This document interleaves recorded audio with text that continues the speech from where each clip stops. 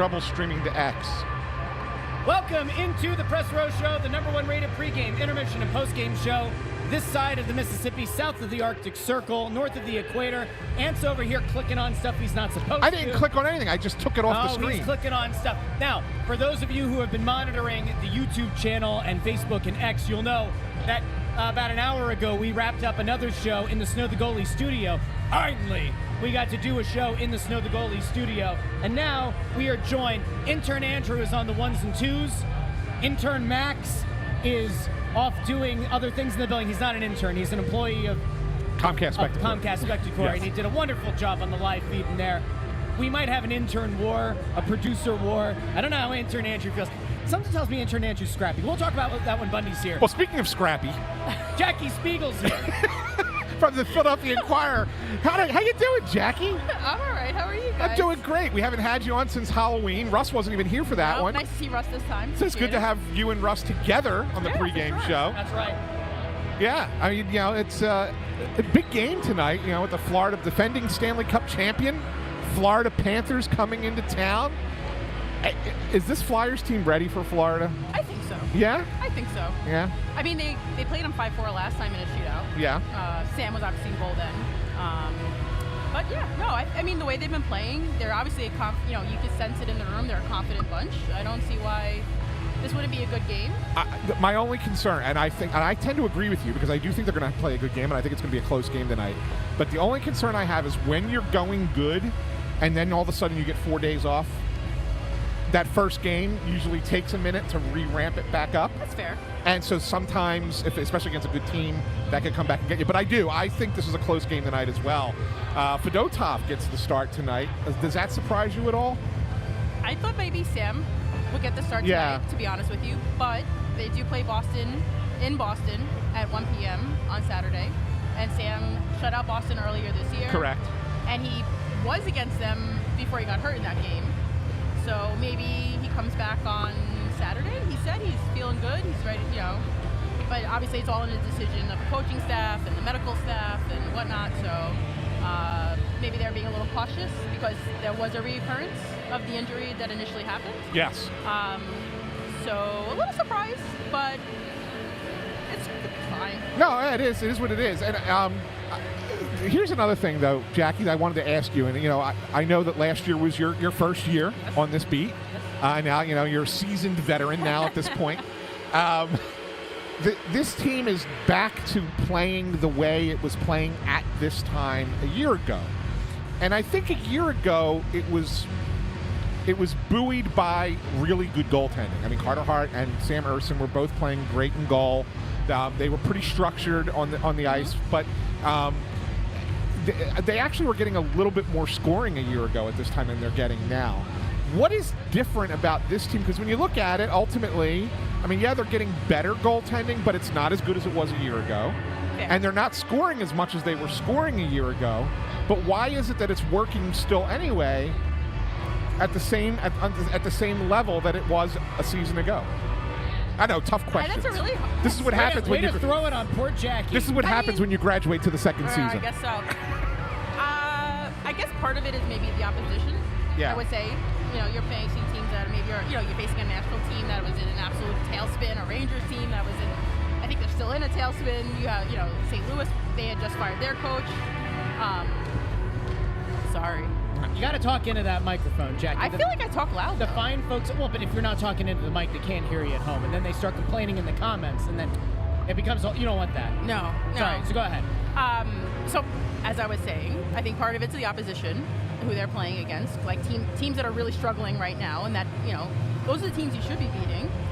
And it's funny, I didn't really think about it until you asked the question, but maybe part of it is that they have such structural issues that they're so hyper-focused on it. Yeah. That now they're really starting to clamp down and making sure they're staying in that structure that they were so concerned was not happening. That disconnect, right? That disconnect was a word that was used a lot for the first month and a half. And I feel maybe now they're so focused on it, it's becoming second nature, and they're able to keep doing it. Was that a Don't good mind, don't mind me for giving you something to write about. Right? Come up with a good Sunday story for you, right there. There you go. Right, Russ. One thing I got to ask you, just as a tech question, What? while we're doing this, Yeah. did the comments all of a sudden become super huge on the screen? There was a branding change. I was going to say. Why would you like it to be smaller? Well, no, it's fine. I was just noticing. I was like, I know my eyes are going bad, and I got to wear glasses all the time now. We were testing it over on the new. Yeah, I was just I just literally noticed that you popped up a question. And look, I mean, look at the size of that. We can do this. There's yeah, but that's what bubble. I'm used to. But this is a new one. That one's minimal, and that one's block. What one do you like? No, best? I like the big one. I just think I was just. No, maybe I don't like that as much. Okay. Well, That's bubble. Bubble seems nice. Bubble's what we've used before, right? Let's get a lady's opinion. Jackie, what do you like? Do you like the bubble? Do you like the classic? Do you like the minimal? Or do you like the block? Bubble? I think I Classic. like the bubble. Yep. I do. I think it's Jackie's got a good eye. different. It's a little artsy. It's a little. That's right. There you A go. little creative. There we go. It makes you think. It's like a thought bubble. Yeah. A little bit. Yeah.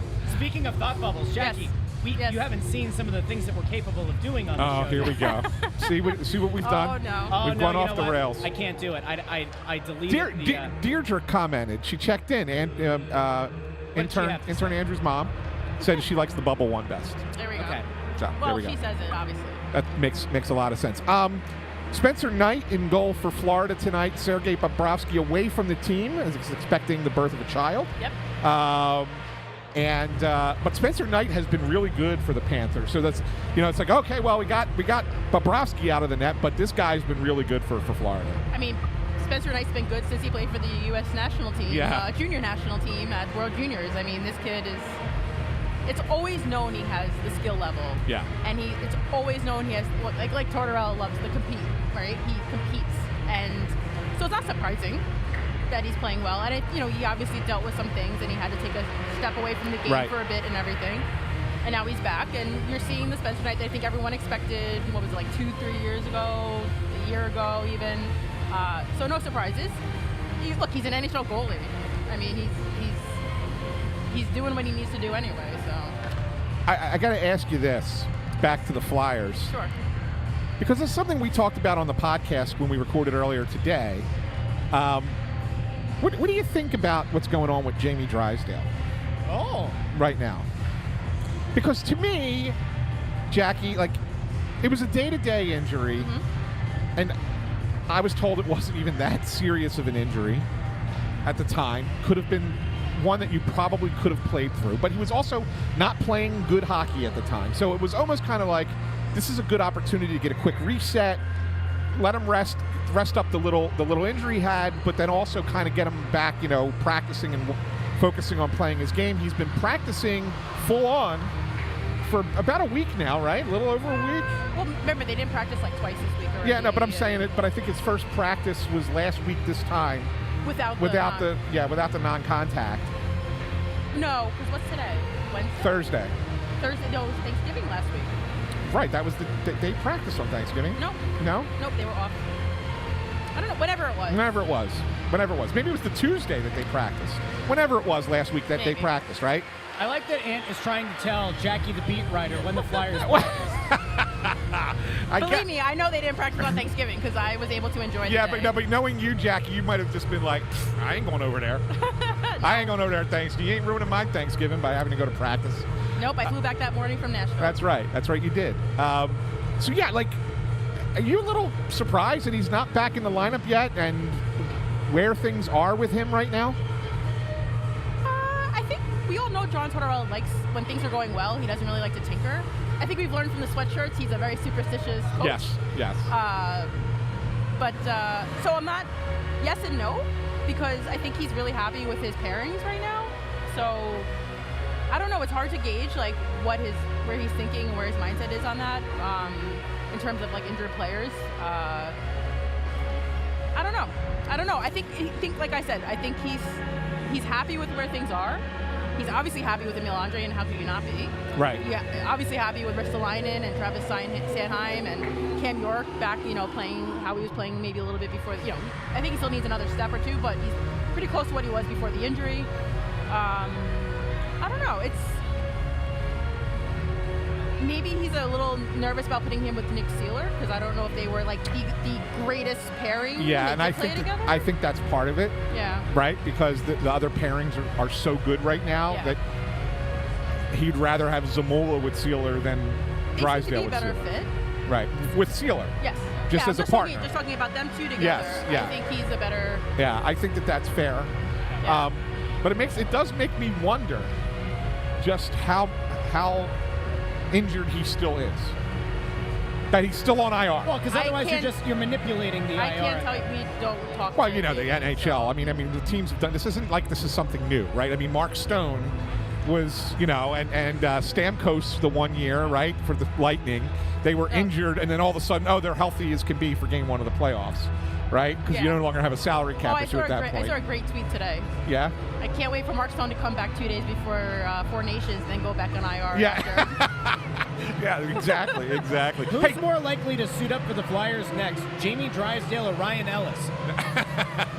Hey, speaking of the Four Nations, we had a real robust conversation about this, and I don't know, you might feel differently than Bundy and I and Russ did about this. Did you say that the U.S. is going to win? We had nothing. Well, it wasn't about who was going to win. I agree. Oh, okay, I agree. That's where my head is. I think the U.S. is going to win too. Yes. But I have a problem with the tournament, just in general. Jackie, does it surprise you that Ant has a problem with something? So what I had said on Snow the Goalie is that you're shutting down the league for a tournament that is like that you've created. Yeah. That doesn't include all the best players and all the best countries. Right. For 2 weeks. Right. For basically what is an exhibition. It's not like it's for a gold medal. It's not like it's for a world championship. It is an exhibition, but we all know it's a setup for next year for the Olympics. I get that. But I also I will say this. Do I like the fact that they're doing this tournament? Yeah, I'm not against it. Am I annoyed that I'm literally every other day is a game right now and putting multiple back-to-backs already where I have to travel between cities? Yeah, a little. Yeah, so That's a lot. I mean, it's a lot. So and it's a lot on the body for the players. It's a lot on the travel. It's a lot of different time zones. I mean, the Flyers last week, Nashville, back to Philly, back to Central for St. Louis. Yep. It feels very condensed. Every Olympic year has that condensed schedule, and it'll be next year too. Right. So I don't understand why you did it mid-season. Like if you wanted to have this event, right? I don't know. Have it. Señor, ¿cómo se dice el dinero que se puede ganar? Yes, but you can do it. Why. You can do it preseason, right? But nobody would want to do it. I don't know about that. You're getting these players in form, and it's not They did the World Cup of hockey. Season. They used to do the World Cup of hockey in September. But guys used to also smoke before games and not come into training camp in shape. So it wasn't that long ago. I was there. Like it wasn't that long ago. Here's actually a better question. We'll have to talk about this on the regular Snow the Goalie at some point. Is this in some way the NHL's response to the NBA in-season tournament? Because the in-season tournament in the NBA. Now, hear me out. I think that's stupid too. I don't understand that, by the way. I think it's stupid. Here's the thing. Soccerish. Well, it's soccerish, but it was another kind of money grab, and the big thing was that in the NBA, the regular season doesn't matter, and that by financially incentivizing those players, that the winner gets actual money, that it made some of those games more competitive. I wonder if the NHL felt like, let's test the waters. And maybe down the line it won't just be 4 countries. Maybe down the line it will be a bigger tournament. But they want to see at a small scale, will it draw? Will it draw enough fans into the building? It's going to draw. Look where it's being played. It's being played in Montreal and Boston. Well, it depends on. Yeah, but maybe if it's expensive tickets, maybe not as. Exactly. It's hockey. Hockey's expensive. It's hockey, right? Yeah. They're gonna. Montreal's I'll gonna be go. there. Right, you're covering it. I'm covering it. Right? Now that there's 3 guys and Torts is there too. Yeah. So Yeah. I will Are you be going to there. be like the dedicated Torts reporter? Are you going to follow him around the recorder? What the hell are you talking about, Jackie? Where's my T-shirt? That's right. See? I said we should get one of those made, right? I'll just put it in the shop. So of the 3 guys that are going, I mean, we're not surprised by Ristolainen at all. No. I mean, that was a gimme for Finland. Finland's very depleted on defense, especially. Right. I mean, Not that he didn't deserve it anyway. Well, he certainly deserved it. He definitely deserved it anyway, but Finland's defense is thin. But I think that was a given. I think that there's some people who are a little surprised that both Konechny and Sanheim made it for Team Canada. I think that they're both deserving. I think Konechny fits exactly what you would want for a fourth line kind of player on that. I've seen some putting him on the top line. I don't know about that. I don't know about that. Yeah, I don't know about that. No way. But third line, fourth line, he has that bite to his game that really works in that role. Can you imagine him and Marchand on a superstar team, right? Like he fits that role. I guess Sanheim, I think he's had the best year of his career, no question, and I think he's deserving of it. But there are people who question their inclusion. I wanted to kind of get. They haven't watched any games. Oh, you sound like Joel Farabee. Yeah. No, but Joel had a point. Like, if you watch any game from Travis Sanheim, look, I don't know Travis Sanheim 22-23 season. Yeah. Right, where he was, I guess, bad enough that he almost got traded. Right. Yes. I've only seen Travis Sanheim from last year on, and this Travis Sanheim that I'm seeing compared to I saw at this time last year is like here.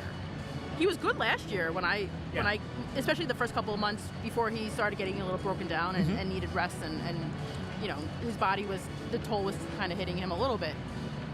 But he's like even above that now. Yeah. He's just something to watch. Yeah, he is right now. He's playing at a level he's never played at before. So I think if you do watch the games, then you would see why he deserves to be there as one of their defensemen. 100%. And I think Konechny's, again, like I said, I think he's an energy kind of player. He's an energy player who has offensive ability, which you don't have a lot of those in hockey, right? Like that have that kind of third, fourth line mentality, but they're still good scorers. Oh, I think he's, maybe on that team, third, fourth line. No, but that's what I'm saying. Yeah, like he's got the mentality of a third or fourth liner because he's a pest and he gets in people's face and he creates trouble, but he's gifted enough offensively to be higher up in a lineup. But when you're putting an all-star team together, like, you know what I'm saying? You don't have many guys like that. It'll be interesting to see where they play him compared to like I said, Brad Marchand, who's kind of I'm not saying. They're both kind of pests, and they both can score. Yeah. So it'll be interesting to see how they kind of balance the two of them out that have a very similar game.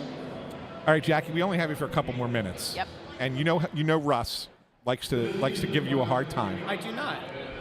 And the last couple of times that you were on at the end of last year. She's my favorite writer from Staten Island. Am I allowed to curse? I don't know. I don't. You wouldn't be the first. Kevin Kerr's cursed on here. Meltzer cursed on here. He claimed that he was quoting somebody. Well, Kerr's was quoting Torts, so that was. Bundy has used the French word for seal. So that I don't even know what that is. It's okay. Maybe I shouldn't know.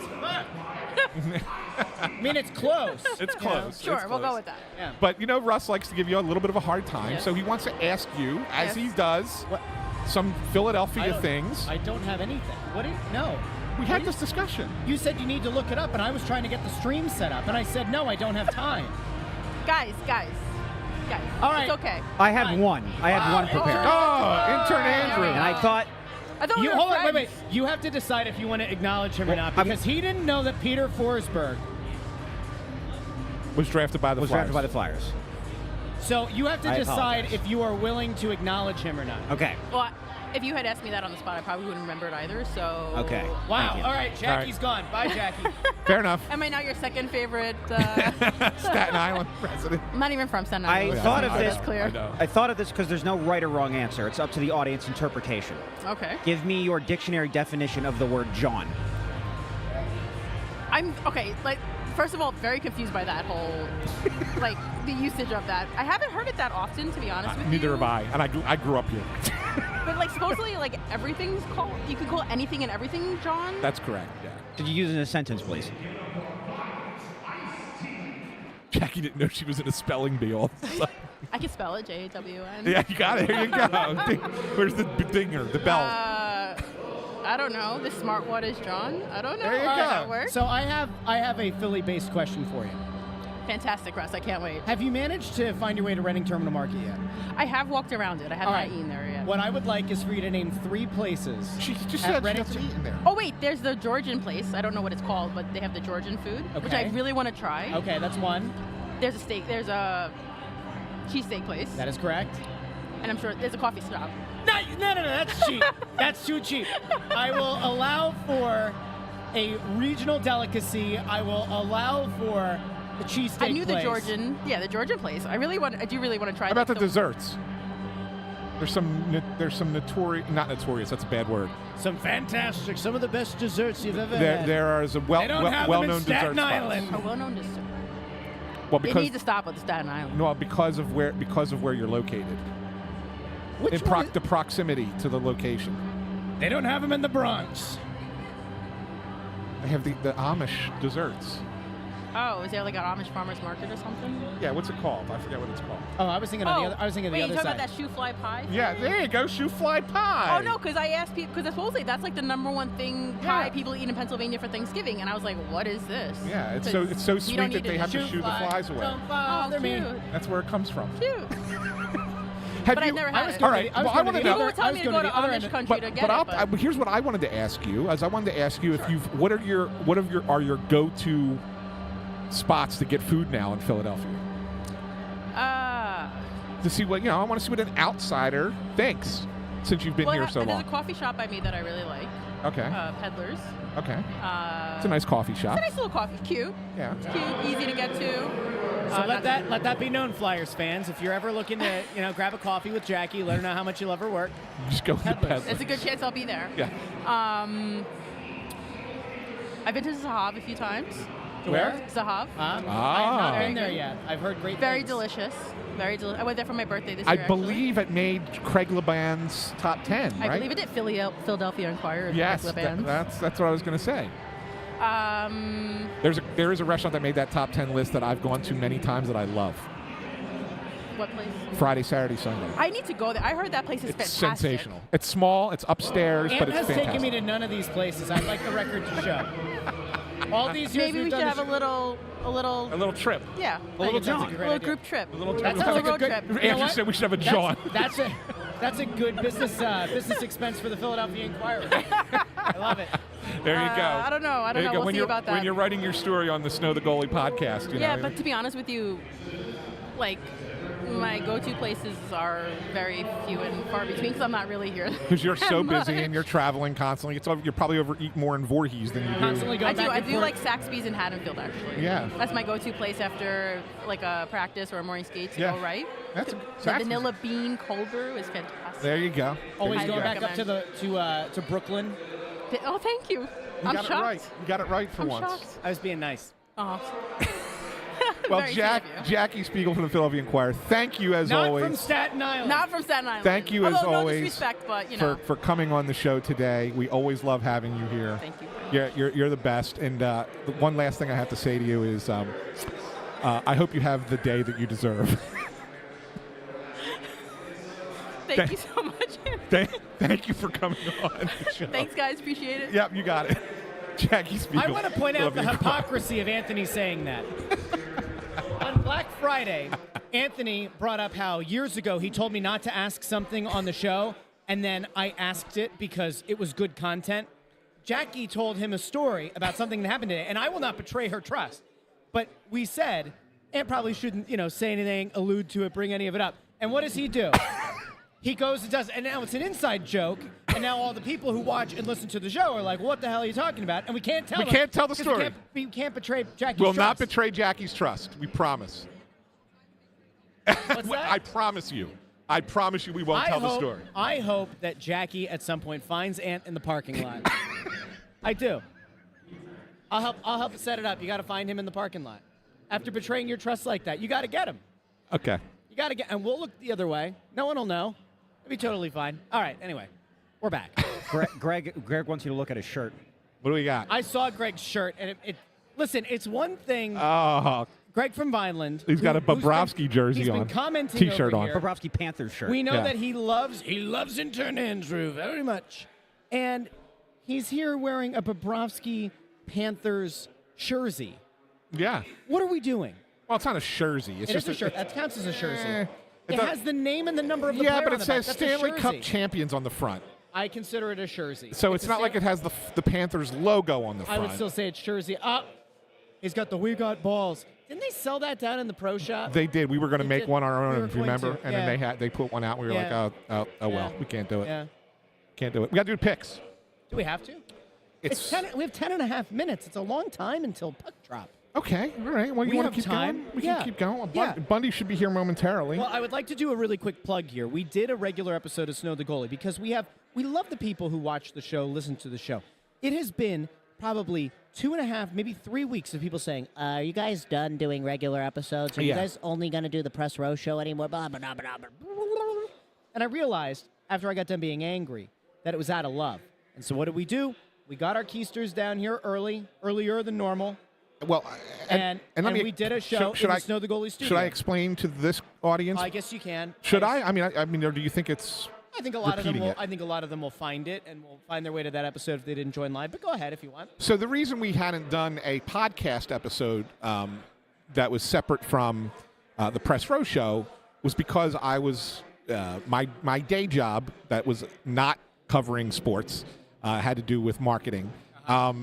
I couldn't do a live show of Snow the Goalie during my work hours. And so because of that, we were kind of limited to either, hey, we could do one like really early in the morning before my day starts, or do it at night.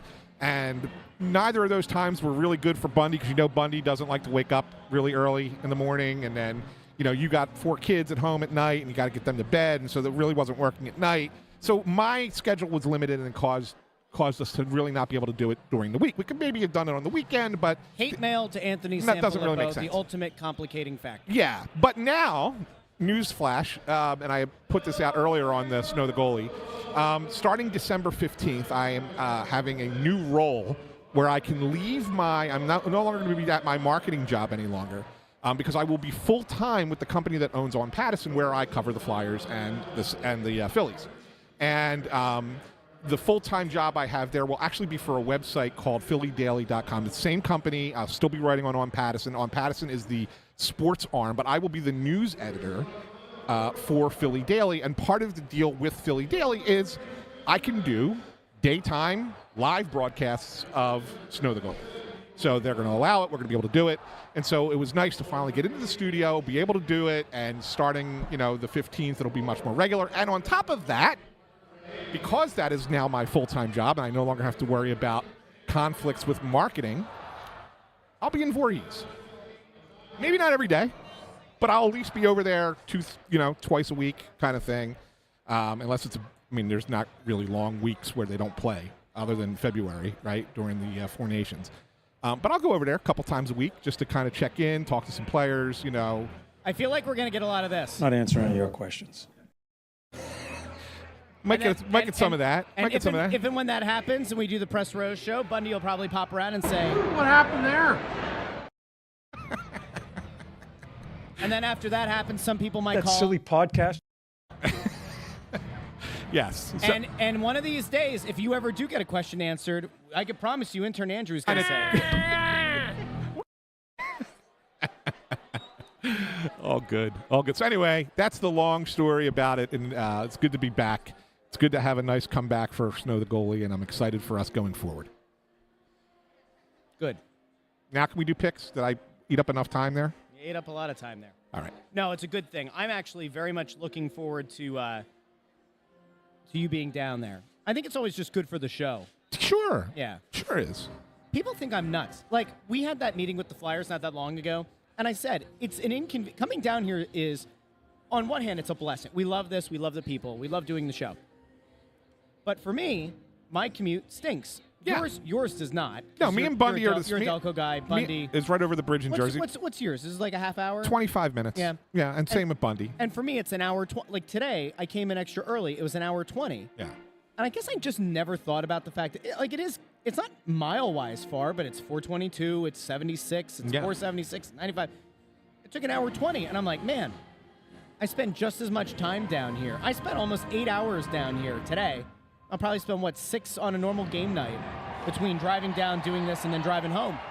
It's a lot of hours, but you know what? We do it because we love the people. And I'll tell you who loves the people maybe more than anybody. And that's this beaut over here, this absolute beast of a man. This guy with a heart of gold. He's got a heart of gold and a magic stick somewhere in his broom closet. Bundy's here. The broom closet. Bundy, we're just waxing poetic about you and how much we love the fans. Are you standing like Drew McIntyre? That's exactly right. CM Punk knows exactly what he's doing. What are we talking about, boys? Like we've been, feel like we've been talking since 4:40 today. He was plugging his new gig, which we're obviously very excited about. Oh yeah.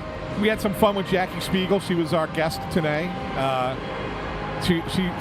We had some good fun with her, right, Russ? How's Jackie doing? Is she her and Torch, like, is she like the new Anthony of the year? What the hell are you talking about, Jackie? She wants us to put a T-shirt in the Snow the Goalie store. Really? That says, "What the hell are you talking about, Jack?" Yep. Oh, that would be a great T-shirt. I know it would be a great T-shirt. It would be a great T-shirt. Yo, by the way, Adam B., I don't know who you are, but I appreciate you. So Torch just hates media. I am not funny enough for that. Well, he is already on like Netflix. Nate Bargatze. Oh, that's right. When is he in Nate Bargatze's coming to Wells Fargo Center, but not till August 8th. I'll tell you what.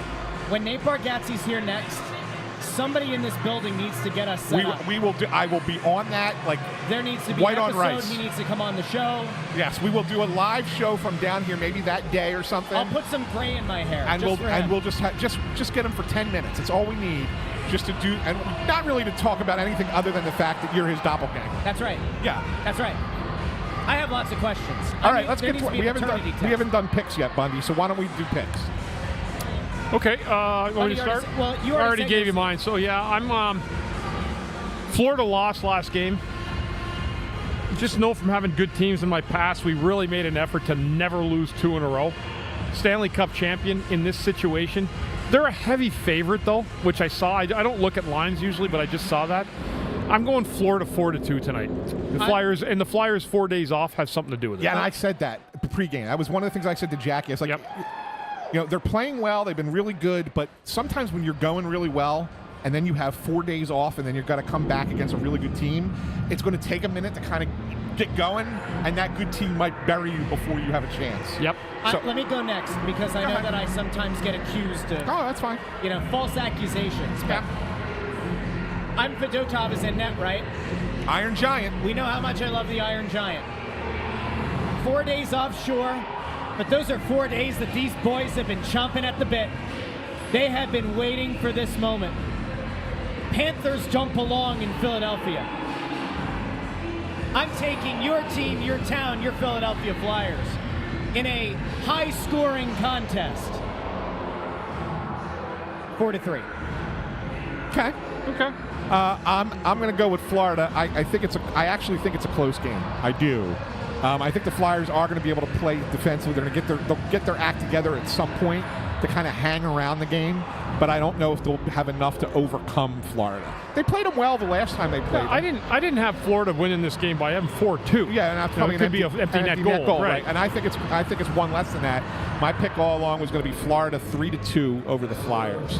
I just think they're going to struggle to score early. This kid Spencer Knight has played really well in goal. Yep. For Florida when he's had an opportunity, and he's in again with Bob being out with paternity leave. So, intern, what do you got for us? I have the Flyers 5-4. Wow, we're split again. Hey, the last time we split with me and Bundy going one way and Russ and Andrew going the other way, how did that turn out? I don't know. I think Bundy and I were correct. So I do not remember. The old veterans are going to do it again. Oh, yeah. Right? Old vets old again. wily vets. Yeah. So. Well, hey, listen, if you're bored out there, if you're like, hey, I don't want to listen to the play-by-play, I would rather listen to some well-informed hockey talk and maybe a little bit of something else. If you haven't done so already, check out, we did a new episode of Snow the Goalie about an hour and a half ago. It's on YouTube, it's on Facebook, on X, and wherever you get your podcast shortly. It's not there yet, but it will be. I'll upload it during the period. It is an episode that you don't want to miss, and we had great production today. Great production value in the office. In the studio. Well, we're calling it the office. We're setting up shop.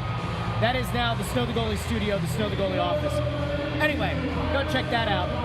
Guys, we will be back first intermission, second intermission, and post-game. If you haven't done so already, make sure you subscribe to the YouTube channel, Snow the Goalie. We will talk to all of you during the first intermission here on the Press Row Show. Get ready for Intern Andrew's stat of the night. That'll be coming up, plus Intern Andrew trivia in the second intermission. All right, now it's time for us to go. We'll talk to all of you very soon.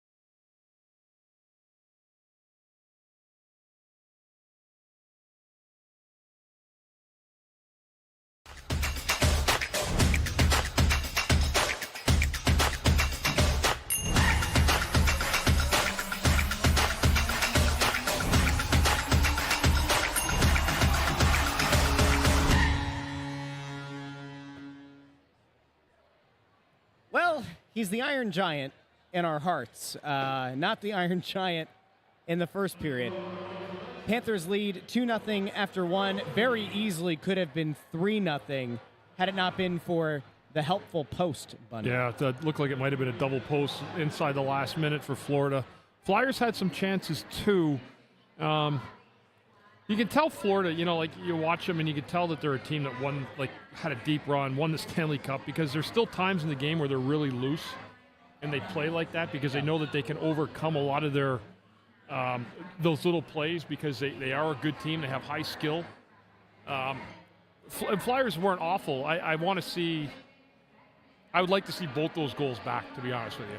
I mean, the first one was that Rodriguez, he came in, it ended up going 5-hole on a short side. It wasn't even a breakaway, it was just a play to the short side from the side of the net. Forster falls over. Forster fell and he tried to push the puck back to the goalie. And then Sealer, I thought, was a little bit late to react there. He went to give Forster the out without realizing that he was going to fall. And he was trying to give him like an open passing lane. But when Forster fell, he tried to push the puck, and Sealer was too far over to get back to the middle of the ice on time. That's what happened in that goal. The second one was just a redirection off. It looked like it might have hit the top of his blocker and carried him back down into the net. Yeah. Not the best period for Fedotov. We've seen him play better than that of late. But Florida, as I said, I talked about my keys tonight. One of them was the start of this game. Flyers 4-0-1 in their last 5. They're playing good hockey. Did the break impact them at all? Did it leave the Flyers a little bit rusty? There's no doubt it left them a little bit rusty, but I did feel like they got a little bit of their legs late in that period, so we'll see what happens at the start of the second period. Not exactly a great second period team, though. I guess the real thing is the Flyers tend to show up for that final frame. It's going to be a matter of if you can't chip away at the lead in the second. You hope, obviously, they can get at least one back. Don't create a bigger deficit going into the third, which, especially for a team that's had 4 nights off, you would think that by the third they'll have their legs back. And to your point, they started to look more like themselves late in that period. But the first 15 or so minutes, they just did not look like a team that was ready. They were rusty, and that's what the layoff did. And we were saying it's hard to guard against that because you can't manufacture the days you get off. They played 5 games in 8 days, which is just an incredible amount of hockey. And then you're going to have to, at some point, get a break in the schedule. And that was one of the little breaks in the schedule that allowed them to work on their power play, their penalty kill, their 5-on-5 systems. Any of that's always good to have extra practice time, but didn't translate in the first, and a little bit of that had to do with poor goaltending. I'm going to throw this over. We're going to go to intern Andrew for the stat of the night. And then I want to bring it back because there's a conversation you missed out on pregame around Jamie Drysdale.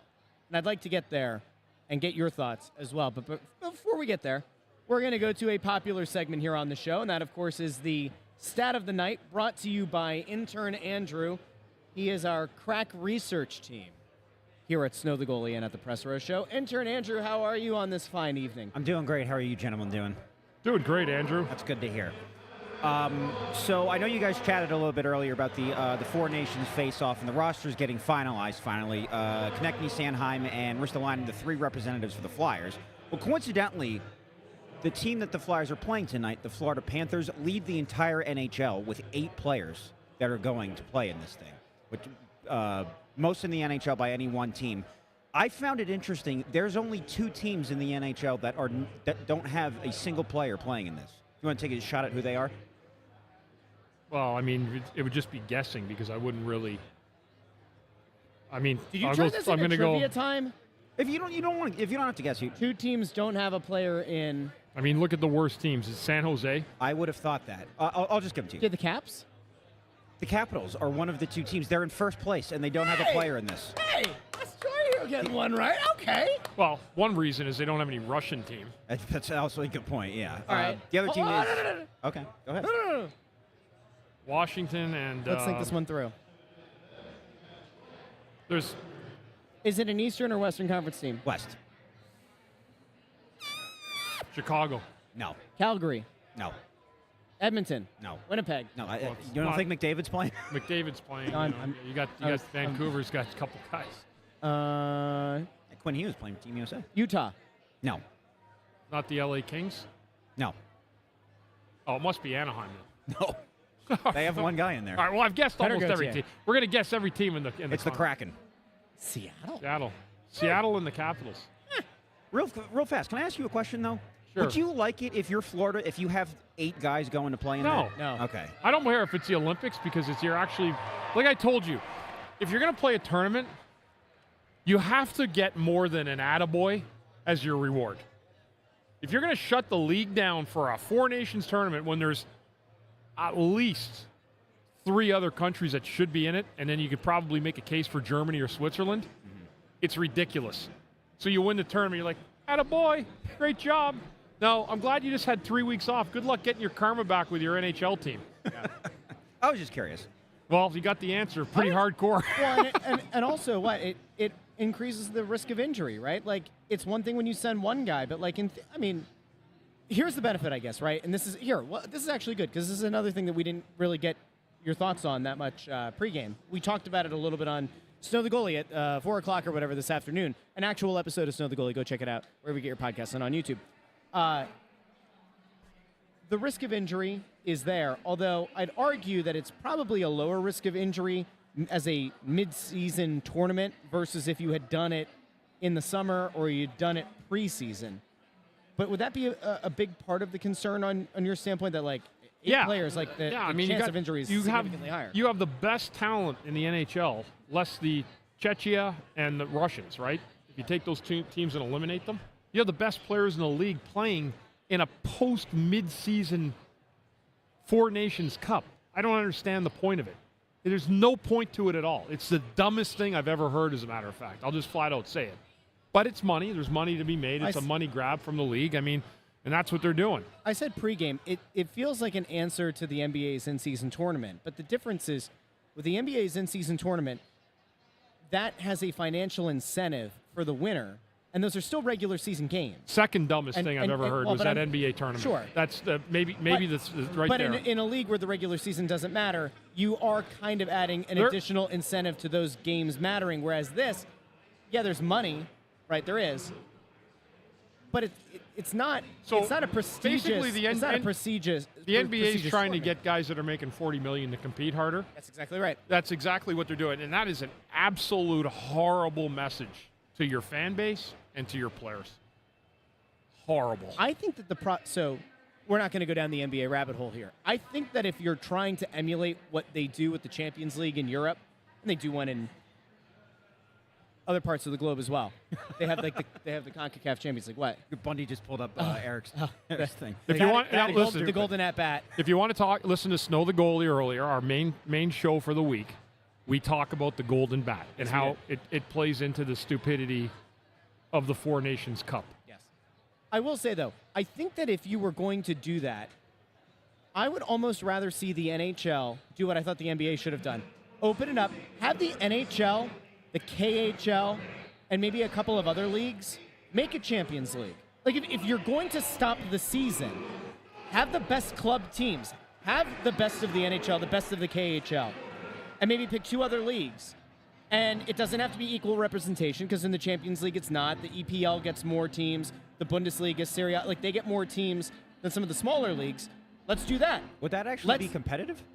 No, I don't think it would. But I'll tell you what, it would certainly move the needle to have the KHL, for example, send their 4 best teams. And if you're going to play it where some games are in the U.S., some are in Canada, some might be in Russia, and you play it like that, I think it would be a needle mover. I don't think those KHL teams then you got to do would that. Beat the best of the best. You have to do that in early September. Then, if you're going to play a tournament like that, you got to play it in early September. But like, I'd be a fan of that. I would be okay with that. That would be a pretty cool tournament idea.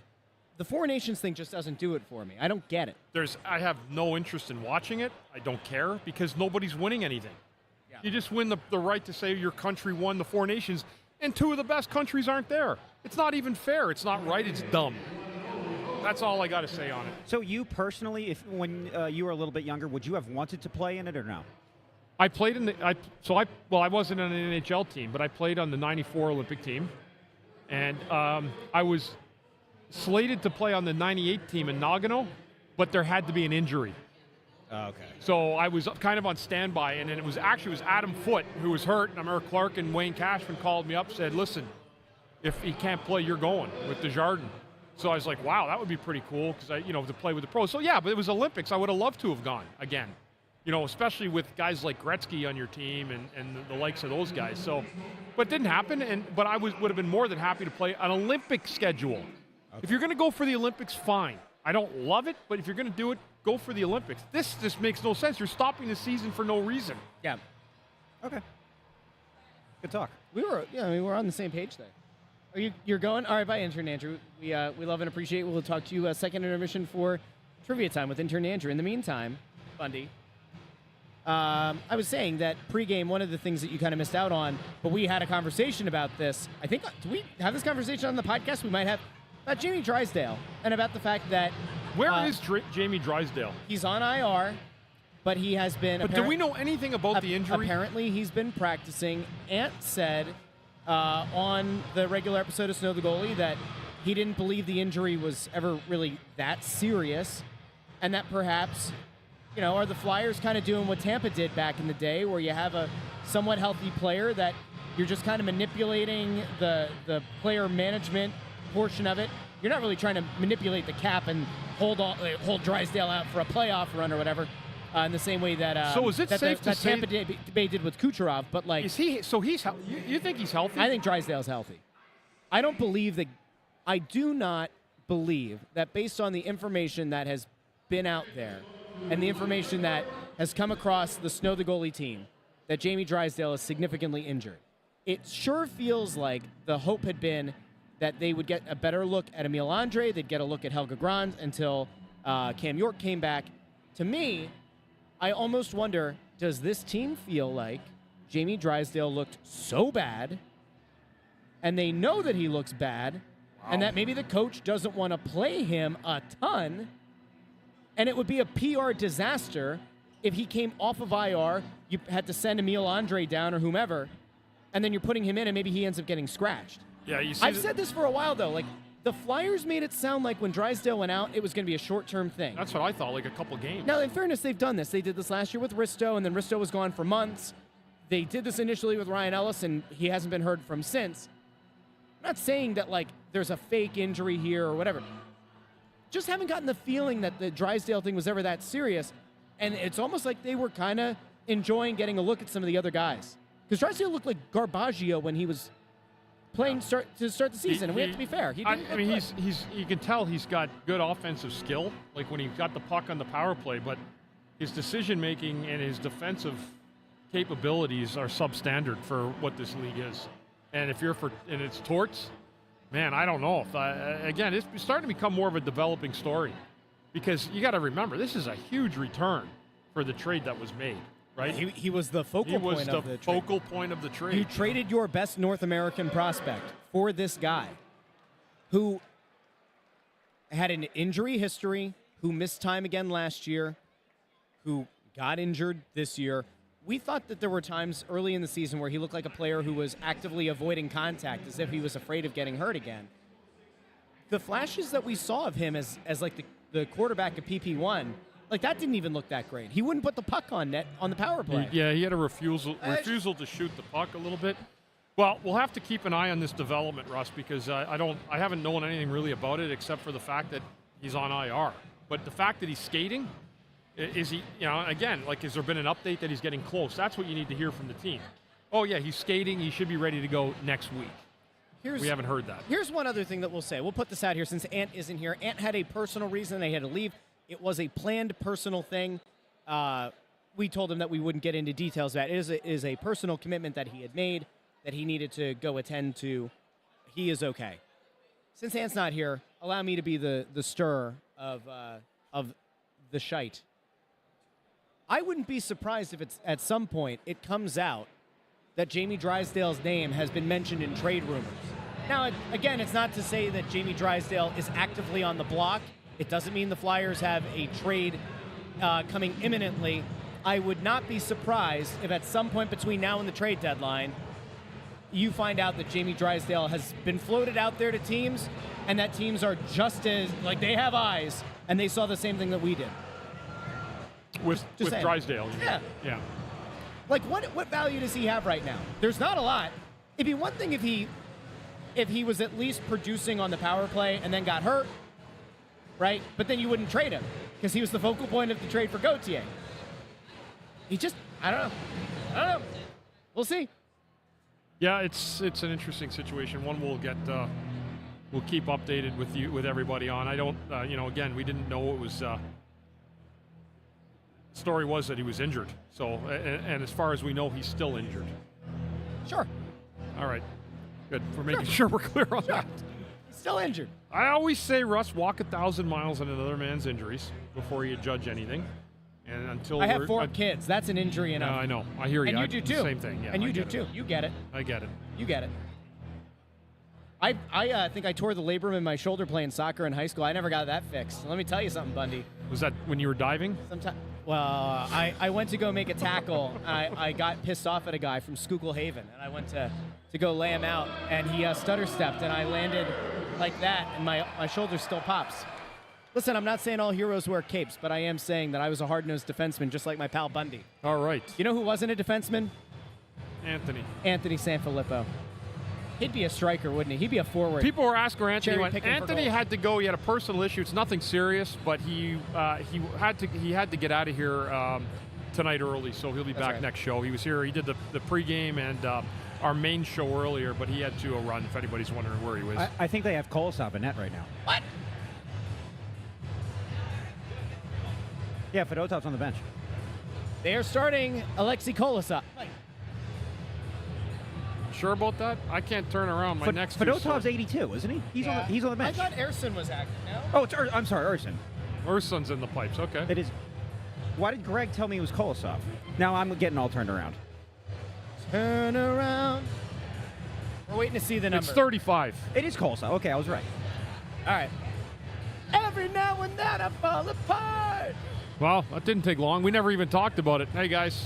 We will be back during second intermission, intern Andrew's trivia time, and of course, postgame. I will let you know, the podcast that we did earlier should be hitting the podcast feed during the second period. So everybody go and make sure you download that. We will talk to all of you. Second intermission. Bundy, how excited are you? Great. Really excited. What do you think the score is going to be when we come back second intermission? 3-2 Florida. 3-2 Florida. Yeah. Flyers going to get 2. Yeah. Intern Andrew, what do you think? 3.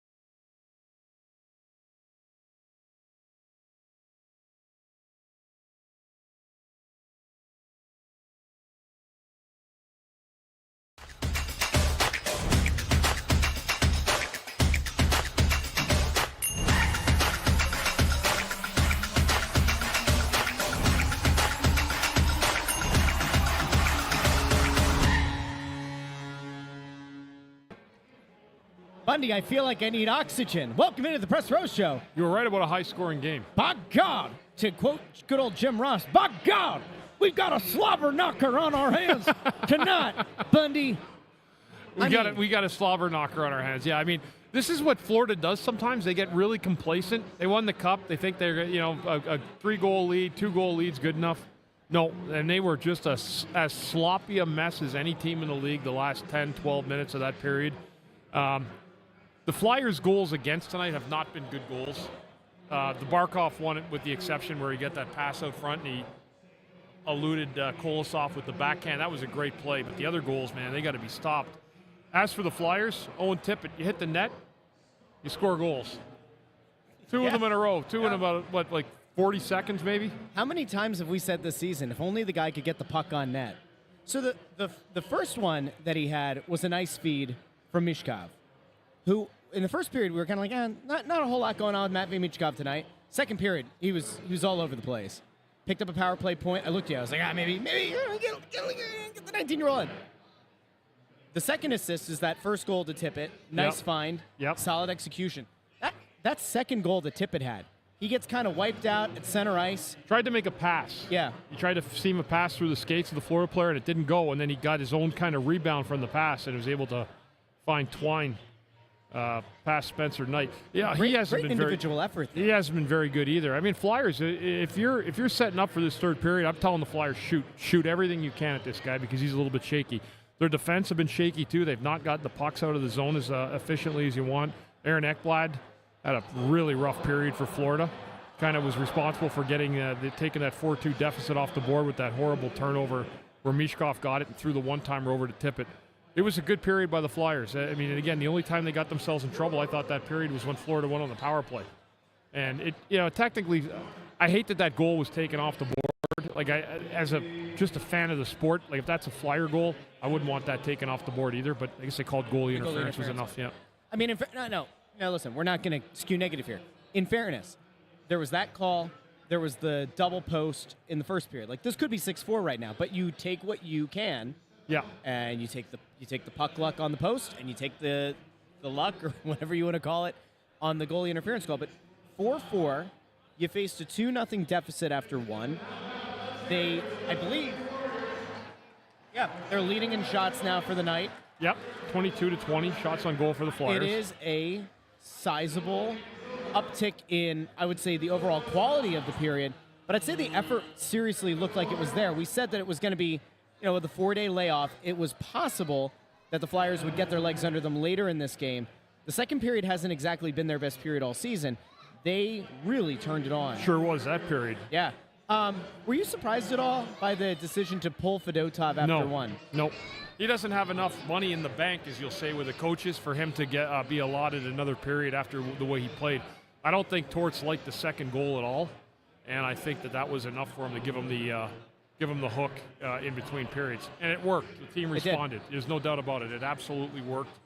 They had a lot more fire, a lot more vinegar in that period, I thought, than they did in the first. And you could tell that layoff had something to do with it. But they're going to have to keep pressing here. Florida, as I said, when they're really good, they're really, really good.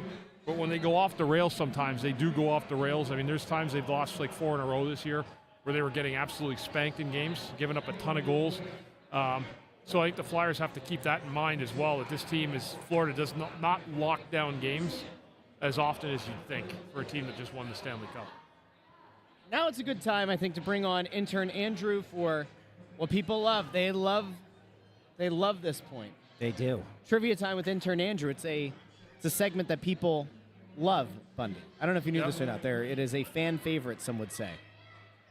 Intern. I don't want to put pressure on you here, Russ. I think this is the first time you're the betting favorite to get the question right. Okay. So it must be a young guy question. Well, I know how much you love trades. Oh, geez. So if we're talking Flyers, Panthers, I have to do it. March of 2022, the Flyers send the captain Claude Giroux to Florida. In exchange, Flyers got, ironically, Owen Tippett. Well, it's not ironic. Well, he had a great period. Yeah. 2 goals. 2023 third rounder, 2024 first rounder. The Panthers, in addition to receiving Giroux, got a 2022 fifth rounder and what 2 players? I don't know.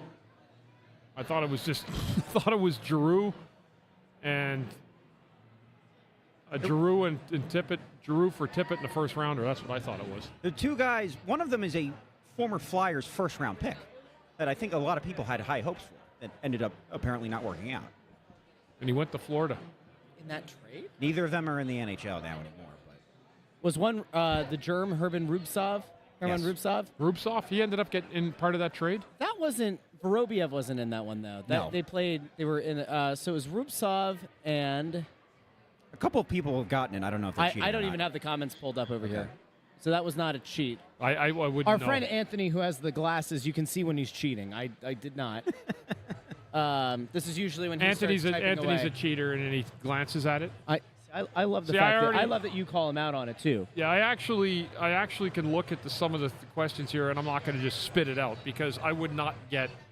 All right, so I had Herman. I would not Rubtsov. get obviously Connor Bunneman. You just blew it. You weren't going to get Connor Bunneman. wheels were turning. I was gonna ask you a question about if he was a center or not, and okay. He was, yeah. Yeah, I know Bunneman was. He was a center. And he had a few interesting moments in his brief time with the Flyers where people were like, maybe he's a fourth liner. Maybe. Okay. Neither You got guy's Rubtsov, though. I knew that you were. You know germ. trades. The You know germ. trades. one of the absolute worst picks Jesus. the Flyers have ever made. And the best part is that Ever. Hextall double, triple, quadrupled down on him as a prospect up Yeah. until being relieved of his duties. Yeah. Like, believe that Rubtsov was going to be like not a franchise cornerstone, but whatever the next level down was. Okay. How'd that work out? That's usually a journeyman in today's league. More like journeyman Rubtsov. Yeah. That was awful. That was a good trivia, though, but I didn't feel realize sick. those two players went as well. How you do? Didn't work out with Florida. You learned something. Yeah. Just like I learned that Peter Forsberg was drafted by the Flyers. You're never living that one down. It's all That's right. Hey, I'll take it in stride. We do need to have a conversation, though, and it's something that that Ant is going to have to weigh in on when he's back. For those who missed it in the first intermission, Ant had a personal thing that he had to tend to. He is fine. His family is fine. It was a somewhat planned thing. He'll be back. Not tonight, but he'll be back another night. We have to have the conversation about intern Andrew because last year, intern Andrew broke the internet when he came here dressed as an elf. Yes. And he dropped the 'Twas the Night Before Christmas, but he did his own version of it. You can do that again. And Same I think one. It really is what took intern Andrew from the lovable.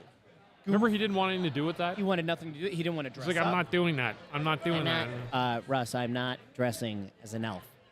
Remember that? And then he dressed like an elf, and that changed everything that day. Bundy, I'm not dressing as an elf. I'm not. I'm going to And do my. there might have been a couple of F words in there too that he threw out. There was. A lot of, Yeah, you did. Yeah, you did. You were mad last year. I Not dressing up like an elf. Not going to be an elf. There's another one. Maybe our fans can answer. They just mentioned that other kid that we picked too, another first round gem, O'Brien. Whatever. Jay O'Brien. Jay O'Brien was part of the deal.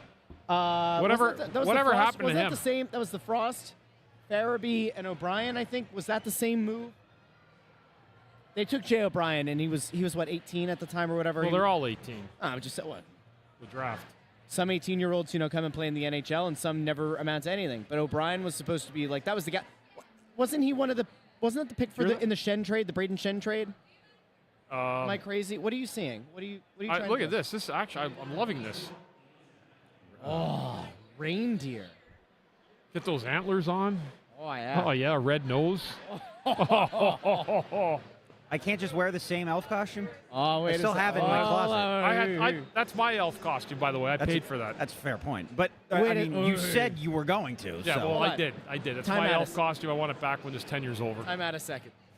I will bring it my last day. If he dresses as a reindeer, Yeah, see, look at Andrew Fawcett even knows. Yeah, yes, he did. He got, where'd he go? Right here. did Andrew get reimbursed for the costume? Yeah, there. It was there. There it is. He did. Yeah. did. You're a man of your word. I'll give you that.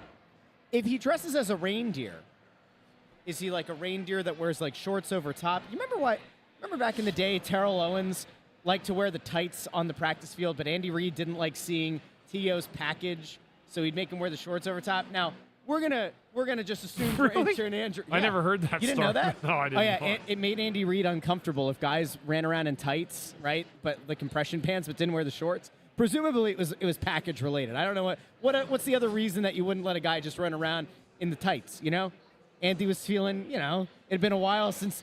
It doesn't matter. It was a package deal. Oh. So if we're just going to give intern Andrew the benefit of the doubt here. Do we allow him to wear human clothes over the reindeer costume, or does he have to wear like the full onesie? We might learn more about intern Andrew than we want to if we put him in a onesie. Or I'd probably put them on over clothes, right? Well, you got lots of time to check him Then out. you'd so have like start hitting then you'd be a lumpy start hitting reindeer that though. spirit of Halloween there. It's still open. If you're wearing like a sweater and pants and everything, and then you put the reindeer over top, then you're a lumpy reindeer. Who cares? Mike Boots says full onesie, Yeah. and Mike will be up here too. He'll come to see intern Andrew dressed as a reindeer. Well, here's the thing, Bundy. I may not have that much time because we may have to do it earlier this year. Don't we have a game on the 21st? But I thought that you weren't going to be here. Not that game. 21st, I'll be here. 21st, I might not be. Well, I might be. I don't know. Okay. It all depends. We'll figure it out.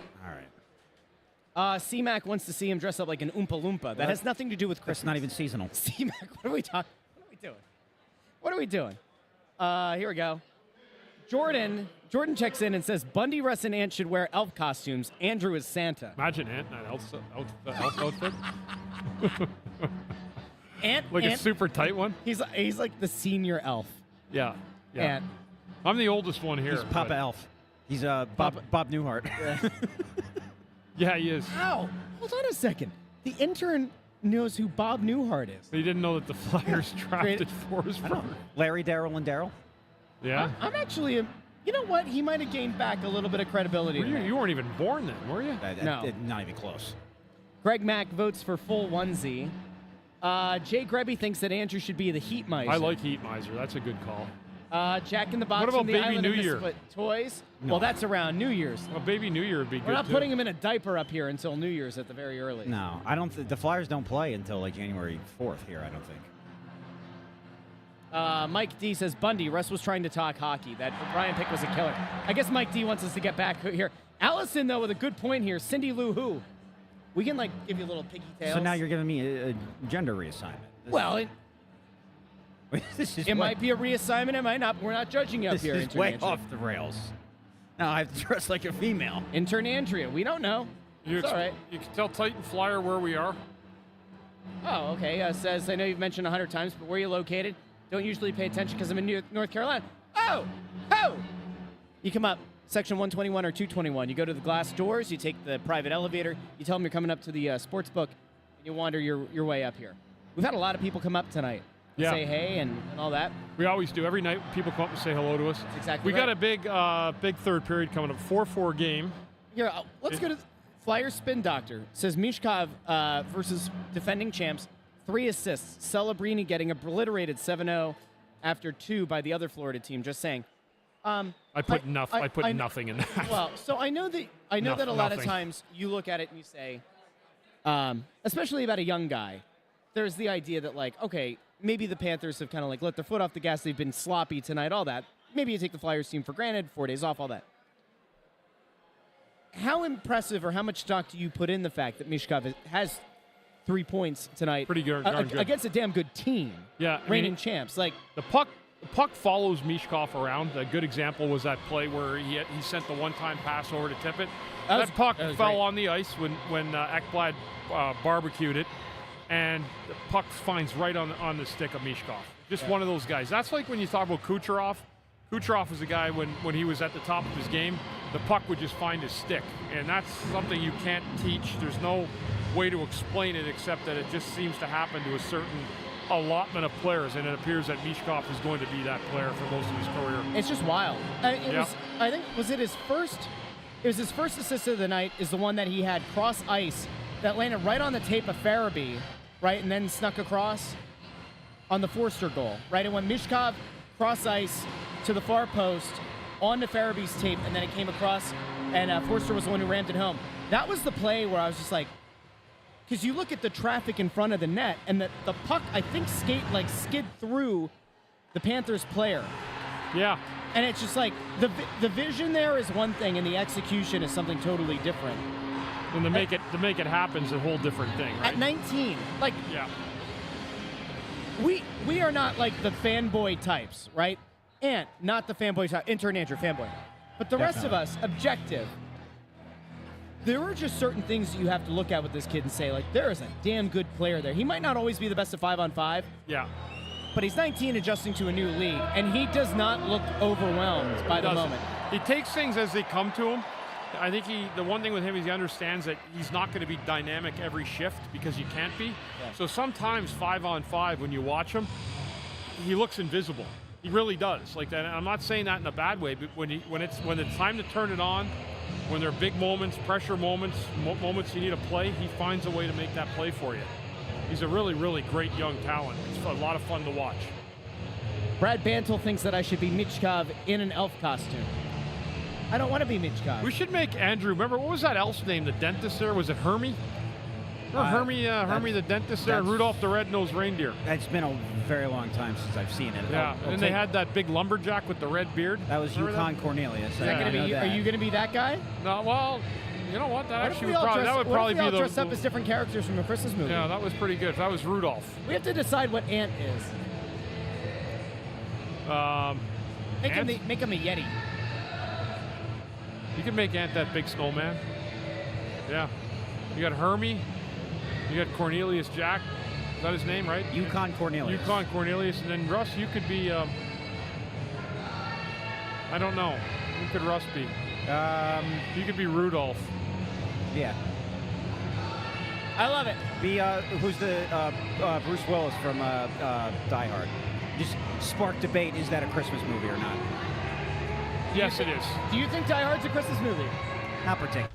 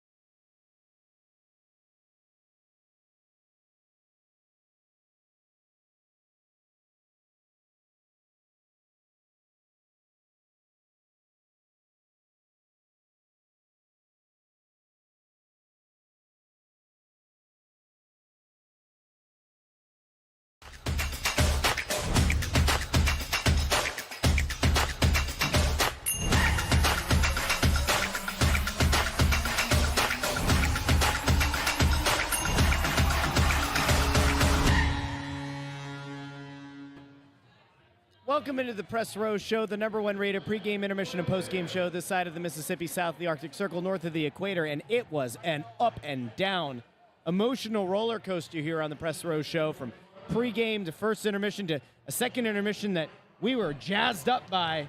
Flyers had a very strong, almost uncharacteristically strong second period, but boy, in the third, it got away from them. Joel Farabee ends up getting... They were doing fine yeah. until the penalties took over. I mean, Yep. so a couple things. If you break down this game in a nutshell, the Flyers did not have enough good goalkeeping in this game tonight. The goaltending was simply not good enough. I mean, that goal, the wrist shot by Forsling, that had to be stopped. That can't just go in the net like a regular wrist shot. And then the penalties. Penalties were killers tonight. I know the Flyers' penalty kill has been pretty good on the year. Like, they've done a pretty good job. Yeah. But, man, Florida victimized them tonight, something ferocious. And don't forget, Florida had one taken off the board as well.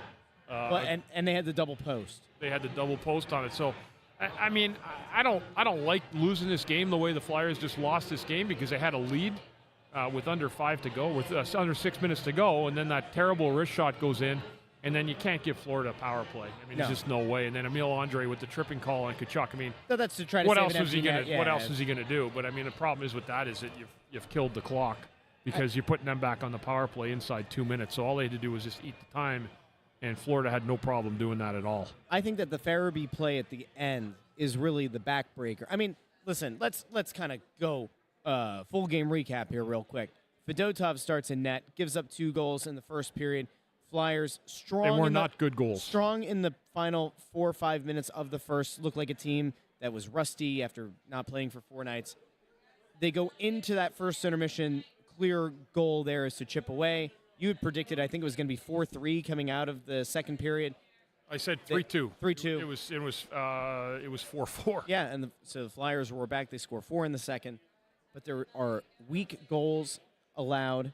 Kolosov obviously replaced Fedotov in the second period, finished out the game. There were some weak goals allowed. There were some boneheaded plays. The positive of the game, I guess, Matvei Michkov had 3 points on the final tally. A beautiful pass to Farabee that then comes across to Forster. He has another one there. He sets up Tippett. Tippett has the individual play to score his second of the night. It was just a game where, like, there are these nice moments. There are these nice little momentum swings. But the Farabee penalty late in the third, he initially gets, I think, called for the cross-check, and then he gets called for roughing as he, like, kind of instigates a fight. Yes. And then that ends up being the power play. There was an interference call that was already made, I believe, and then he got frustrated, and he ended up they got 2 minutes for roughing. I'm surprised it wasn't a 5 minute for fighting, actually, because the gloves did come off. They did, but anyway, that to me is one of those boneheaded, like, I feel like Farabee will get an earful after the game for that one, because that ends up putting you're what, at that point, 4 minutes away? No, 2.5 minutes away from at least getting a point in OT. And that series of events leads to you being shorthanded. I agree here with Brandon Fikar, our friend here too. He actually makes a good point. It was a good game. Like, it was, you know, I know what he's saying with a rough game, but it had some good moments in it. The Flyers did some good things in this game. You know, what's funny too, with Farabee, as much as he got in trouble with those penalties, he actually played a pretty decent game. Yeah. But man, you can't put your team behind the 8 ball, especially with a game where you had a lead in a game you probably were surprised you even had a lead. And that's got to be a little bit frustrating. But, I mean, it wasn't a bad hockey game. I mean, Florida can be a little bit loosey-goosey too. I mean, they really can. They can open the floodgates one way, but they can give up a lot of opportunities the other way as well.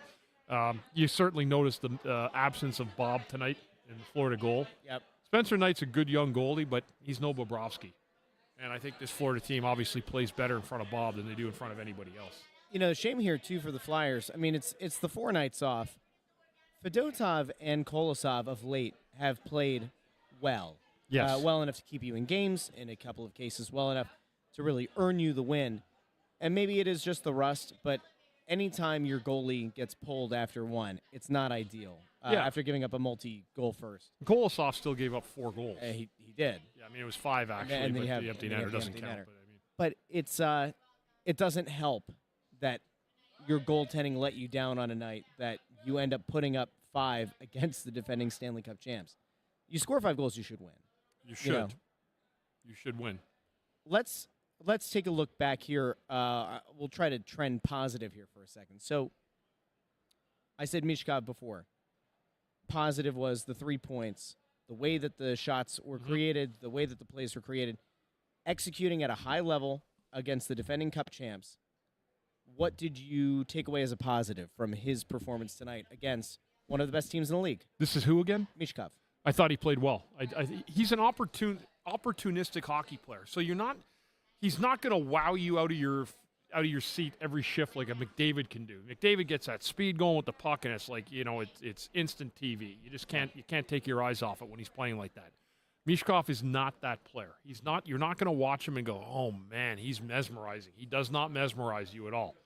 But what he does is when he gets the puck and he has opportunities, he makes them count. And he's a guy that has a lot of puck luck. I always say I can't explain puck luck. You just have to either have it or you don't. And not a lot of guys do. But he's a guy, the puck, bye-bye guys, the puck follows him around. He makes smart decisions with the puck. He's a good passer, but he's not a guy who's going to just where you're going to watch him and go, wow, this is unbelievable. Yeah. He makes subtly good plays, and that's a good thing. You especially like to see it come against a strong opponent, too. Like in the past, there have been those moments. The guy that we always talk about as being a second-half player is Morgan Frost. And a lot of times those points come against bottom-feeding teams. And sometimes he has good games against good teams. But at least in the case of a 19-year-old trying to adjust to the North American game, it is a positive. Like even if you were to look at it and say that Florida maybe took their foot off the gas a couple of times in this game, it's still executing at a high level against a legit Cup contender again. They did. And like, look at the Flyers' goals they got. There were a lot of like good take it to the net goals, like kind of goals that I like and I preach and say that this is how you score in this league. Like Owen Tippett's goals, like the one that he tried to make a play and then followed the puck up. That's a strong play to the net. Garnet Hathaway's goal to give the Flyers a 5-4 lead in the third period. Yep. Just a dog goal, like getting in there and just grinding it out, looking for it, sniffing around for that puck, and he did. And that's the kind of goal you like to see. You like to see that your depth, your bottom 6 guys feast like that, and they did. It's really a shame the Flyers didn't win this game because they were really set up late in this hockey game to lock this thing down and get a win, and very frustrating. I'm more pissed off than I'm actually letting on right now because Really? I am. Yeah, I don't know why, but I'm ticked off at that game because we should have won that game tonight. Is it because we spent so much time together today? Maybe it is. In these games, too, like, they got to find a way to get them off to 2 hours and 50 minutes. God, like, I don't know what's going on, but some of these, it's 10 o'clock now. Yeah. That's unbelievable. Like, these games just go on and on and on. I don't know if it's just the Flyers games, but there's been 2. Me and Andrew got out of here one night. We were together. We got out of here at, like, 20 after 10. It was later than this. The game ended at 10:06. It was one of those shootout games that we had. It was, yeah, but they only of drag us. in long, so. Yeah. What's up, buddies? What's going on, guys? How you guys doing? Chris. Yeah, you're right. Yeah, that's right. See? Love that. Hope you enjoyed the game, even though not great. Yeah. Good call. Thanks, guys. Enjoy your night. Good night, guys. Andrew Fawcett. What? Comment there What at the happened over bottom. here? The funny thing is, earlier today, Bundy texted me and Ant was like, "Boys, I missed you this week," and I think there's a certain absence when we go that Absence long. makes the heart grow. It does, and then the fond. reality sets in that like we did a regular Snow the Goalie. If you haven't listened to it yet, it's now available in all the podcast feeds as well as on YouTube and Facebook and X. That was a great episode. In the Snow the Goalie studio, we were riding an emotional high. We had a nice time. Yes, Right? We did. We We had had a good actually time. it's a pretty cool studio. It is a cool studio. Yeah, it is. It's We're pretty gonna make good. it. We are gonna make that studio so very great, Bundy. It's gonna be a great studio. It We already is. are going to Snow the Goalie-ize it. Tough loss tonight. So we real quick, the Flyers are at Boston 1:00 on Saturday. Correct. That's I'll be doing pregame radio for that. Okay. And Sunday is oh boy, I got a double duty Sunday. I'm gonna take my son to the Eagles game at 1. He said duty. I'm gonna drive him home, shut my eyes for 30 minutes, and get back in the car and drive up for the 7:30 game. Yeah. That's gonna be a blast. That doesn't 7:30 Sunday night Going head to head with Sunday Night against Football. a team that doesn't even have a nickname. The team with no name. They have no name. Call them the Utah Yetis. Right? Just sounds good. There's White Mountains. They'll come up with some god-awful name. You watch. Well, it's going to be bad. It's going to be bad. It'll be horrible. What you watch. could Utah come up with? The Utah Mormons? I was going to say the You Mormons, can't call them the Mormons. You can't call them the Mormons? No. The Storm and Mormons. The Storm and There we go. Mormons. There you go. All right. Utah Storm and Mormons. The Salt Lake. I mean, look at the what do they call? I don't even know the name of their team. The Are they Salt Lake Sausages. Washington Guardians? No, they're they're the Commanders. Commanders. Right, right. Commanders. They'll be the Redskins again next year. The Washington football team. Well, they're talking about bringing back the logo. Saw that, right? They're bringing back the name. I don't think it's going to actually They happen. talked about think? bringing back the No. logo. I don't know if they're going to bring back the name, but they were talking about bringing back the logo. It doesn't matter. Didn't the tribal people want it back? Didn't they say like it's Could an the honor? Utah Coyotes? Do you want to Utah Coyotes? There's no coyote in Utah, but let's go with it anyway. It could be. It could be a great coyote. You don't know that. Salt Lake When's the last time you were in Swarm. Utah? I've never been to Utah. How do you know that there aren't I have coyotes there? never been to the state of Utah. You just assumed that there are no coyotes in Utah. You don't know that. I don't know. I'm sure there is. There's coyotes Hey, everywhere, intern, Russ. look that up. Are there coyotes in Utah? There's coyotes in every By the state way, in America. He has a stat for us post game. I know that usually that's his first period thing. He's current look at the face, and it's good. We have him on the screen so everybody can see his thinking face. My in-laws came to the game. My mother-in-law the other night was here with my wife and all the kids, and it was her first game, right? So now in the case in her case, she had never been to a Flyers game. She's now been to 2 within a week. My father-in-law was also here. It was his first ever Flyers game. They both looked at intern Andrew, and they're like, "Does he always look that serious?" Because he was like this during the period. He was, See you guys. had one of these faces, focused. Did you find the answer? They're quite common in Utah. Coyotes. Yeah. The Utah Coyotes. Like I said, there's coyotes everywhere. The Coyotes. I think it's a great name. There you go. That's an all-time name. What was your stat? Give the people the stat. Geez, it seems irrelevant now, but Well- after everything we went through in that last Now let's finish period. up the show with this. A double dip of Andrew and his trivia. So the thing that I found while we were doing second intermission was I mentioned the irony in that Tippett scored 2 goals in that period, and then my question was about him being traded to the Flyers for Giroux. So Tippett scoring 2 goals in 23 seconds is the fastest 2 goals by the same player since Giroux did it in 2021. Oh, wow. He did it in 22 seconds. How about that? So So Giroux. So they're did it tied in 22. forever, together forever. 22 and 23 seconds. Oh, that's Yeah. beautiful. All right. that is beautiful. Interestingly enough, they've had just as much of an impact on their teams being winning squads. I think they should call each other tonight and tell them that. Hey, Claude. Read this. Let's Let get Bundy- Bundy to let bed. Bundy get to Let's get bed. Bundy to bed. Yeah. Brandon Ficara also says dismissive Bundy is my favorite Bundy. Yeah, that's right. Better than submissive Bundy. Anyway, Well, we're gonna, that'll we're wrap gonna it head up. out of here. Yep. Time for us to go. A big thank you to everybody who tuned in for the Press Row Love Show. you guys. Pregame, intermissions, postgame. And of course, if you haven't done so already, seriously, we have a new episode, Snow the Goalie. You can enjoy the video production. It's very nice. Video production over on YouTube, or you can listen to it wherever you get your podcasts. We will be back on what day, Bundy? Sunday? Sunday. Sunday. Where, We'll where see they've, you they've at pushed that start back, right? That's the 7:30. Yep. 7. Oh, it sounds great. What's Sunday the Sunday? nights. What's the Sunday night matchup? That's Sunday night Utah football. hockey. No, no, Sunday night football. I have no idea. Come on, Andrew. I got it right here. It's got to be a good one, right? I mean, they're gonna flex. It's late enough in the season. It's Chargers Chiefs. Ew. Oh, that's a good game. Harbaugh turned that team around. Hey, really quick, because the next time that we talk, Penn State will have played. Yes. Penn State. We all know Oregon. that you're a huge fan.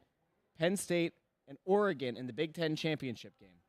Well, I think if nothing else, now Penn State fans and our listeners have one thing in common. We have a common enemy. We hate the Ducks. What's your score prediction?